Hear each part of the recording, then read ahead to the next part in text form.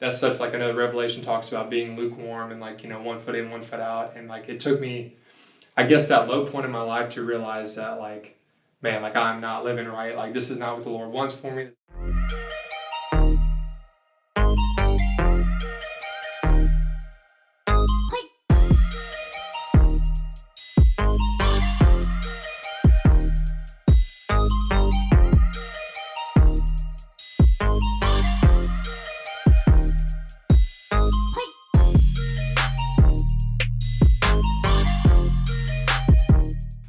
Hey guys, welcome to Leave It Better.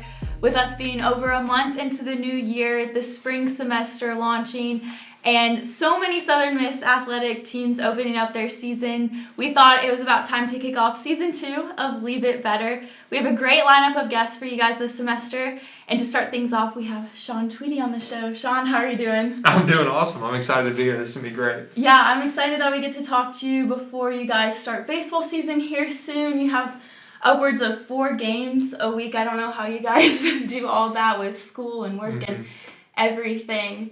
It's crazy. But this is your 5th year on the Southern Miss baseball team. You've been a part of so many championships, conference wins, conference tournaments appearances, and then you're getting your MBA right now. You graduated last spring. As you reflect on the past 4.5 years at your time at Southern Miss, how have you seen yourself grow through both the successes and the setbacks? Well, when you mention everything that I did, like it's crazy to think that all this stuff has happened. But I mean, it's gone by so fast, and like I really can't believe it's my 5th year here. Like thinking about like last year was gonna be my last year, but now here I am in the last semester of my 5th year, and like it's gone by even quicker than I could have imagined. But it's been awesome so far. A lot of highs and lows, definitely. But I mean, winning conference championships and stuff like that, I mean, it's been amazing to be at this school for as long as I've been, so it's been great. Mm-hmm. As you do look back at everything, I know you mentioned like challenges, obviously, personal life, baseball, all of that combined. What have been some like highs and lows for you? Yeah, well, I mean, to start off great, being a freshman here, like had a chance to be on the regional like team that hosted. It was like I think the first time in school history. We hosted in 2016 season, maybe 2017 season at our place. It was a great, awesome experience. Had a great freshman year. Got to play a little bit, get my feet wet. And then my sophomore year hit, and it kind of just things didn't go my way. I didn't really progress as much as I wanted to. A couple arm injuries here and there. And then I guess really the low of my career was really a kind of a step back. Like I really had to rethink what I was doing. Coach Barry called me into his office at the end of my sophomore year, and we kind of sat down together, and he's like, Sean, like I love you as a person. You're a great teammate, great leader and stuff, but you're pretty vanilla, pretty plain as a pitcher. And I mean, I knew that. I tried to progress, but little setbacks here and there. I wasn't able to get to what I wanted to do, pitch as much as I wanted to do. So all that, it kind of led to Coach Barry giving me hey, we're probably not going to have a spot for you next year. Like you probably need to find another place to go play. That really hit home for me. Like it was really, I was not expecting that at all. Like I kind of thought it, but I thought that, I was going to be able to play on the team for all 4 years. So when that happened, everything kind of crashed and burned for me. But I kind of took it as a challenge upon myself to just think back and reflect and just kind of work harder and kind of use it as motivation to get better. And then things kind of started turning my junior year. I guess going back to that fall, I really thought, I think I got an arm injury. And then I thought that I was for sure going to be cut because I didn't pitch the whole fall. And then one of my friends actually transferred out and opened up a position for me. And so I was allowed to be on the team that year. And then it's been awesome ever since. Dang. Yeah. And so in terms of your relationship with the Lord throughout this, what was kind of going through your head? No one, no athlete wants to hear that from their coach, that they're being cut or things aren't working out with their team. At that moment, was this a pinnacle moment in time for you with your relationship with the Lord? Did you kind of turn to Him or turn away from Him? Yeah, so around that same time, I was really struggling. I guess let's go back to in high school and stuff. I came from a Christian high school, awesome background, parents and stuff, raised a Christian. It was amazing. I really loved my high school, but they kind of really forced the Bible and Jesus down my throat, and I was a Christian for sure, and I knew that.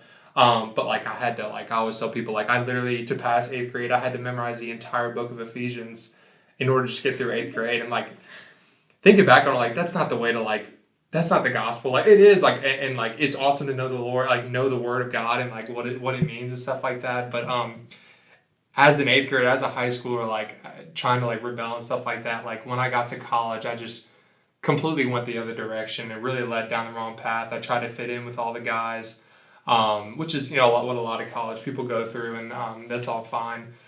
But it really led me down a path of like a lot of anger and frustration and just things not going my way, and I was confused. And so when I kind of like got cut, so to speak, I really had to like take a step back. And one of these things, like I always tell in my testimony, like I also lead a Bible study on Thursday nights with the team, and by then it was Jared Wright. I know you know Jared. A couple years ago, he led it, and it was at my house. And like thinking back, like that same group of people that was sitting in my living room, like we're trying to read the Word and stuff like that and get closer to Jesus.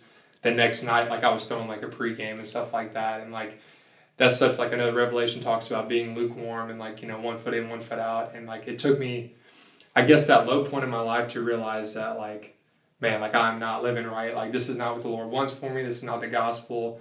If I'm trying to be a leader on the team and like lead a Bible study, and like see the way Jared like holds himself and stuff like that, like that's not what being a Christian really means. So it was a lot for me at that time. Yeah. Did you just step into the leadership role of leading the team Bible study? Was it last year or this year? Okay, so last year was kind of my first year of leading the Bible study by myself. Me and Jared kind of led it. The year before that, my junior year, was really when I kind of rededicated myself to the Lord. But that's been an awesome experience leading the Bible study. Like we really have like a great group of guys, like really 10 or 15 guys a week come, and like we usually watch Thursday night football, and it's a great way to like have time. We turn the TV off and we just get in the Word and stuff like that. But it's an awesome time to just take a step back with everything going around in our lives and stuff, and being so busy, to really just learn about God. Yeah, that's great. Yeah, it's awesome.